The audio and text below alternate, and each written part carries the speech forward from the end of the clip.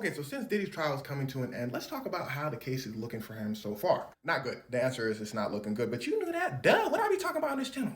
Diddy had a problem. Now, to get more specific, it's because the case against Diddy is very strong. Since they've been watching him for years, it seems that prosecutors have built a very solid case. And the charges that they went for are charges that are not that hard to prove, but can add up to a lot of years. It's as simple as this. The prosecutor will say, okay, Diddy had freak offs. We all know that.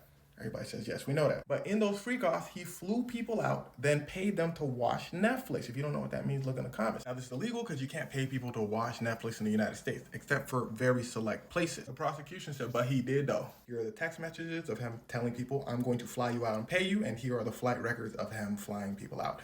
That's very hard to defend against. That's already up to 10 years.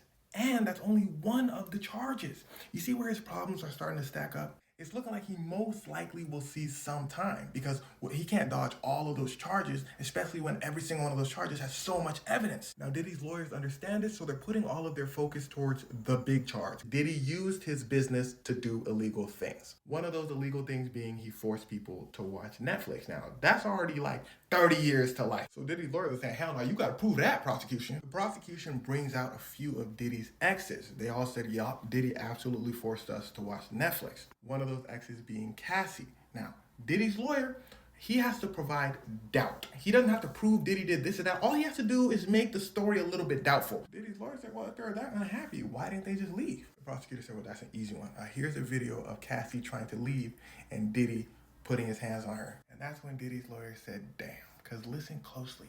A part of this trial is he said, she said. Diddy's victim saying Diddy did this. Diddy's lawyer saying, nah, it's just a misunderstanding. Who's the jury gonna believe? Well, when you see a video like this, it's hard to give Diddy the benefit of the doubt. You see what he's capable of. So you start thinking, damn, well, he might have done all those other things. That's why Diddy's lawyer tried so hard to get this video removed. It's to a point where Diddy's lawyers didn't want him to testify on the stand because they didn't want him to look worse. Because the first question you ask him is, why'd you buy 1,000 bottles of baby oil? What's he supposed to say? Because I'm freaky? He's done. So his lawyer said, look, sit down. But now the only stories you hear are of Diddy's victims. You don't hear Diddy defending himself. He said, she said. Now it's about she said. He ain't saying nothing. And all of this is just a small portion of the prosecution's case against Diddy. And I'm gonna go into greater detail about the case in a longer YouTube video, but the whole gist of this video is just for you to get the vibe of the case, why it's not looking good. The prosecution had years to stack this up, so there's only so much Diddy's lawyers could say. But at the end of the day, a jury is gonna decide his fate. Now remember, there's still all those smaller charges, 10 years, 15 years, life. It could be anything. So I guess we'll just wait and see.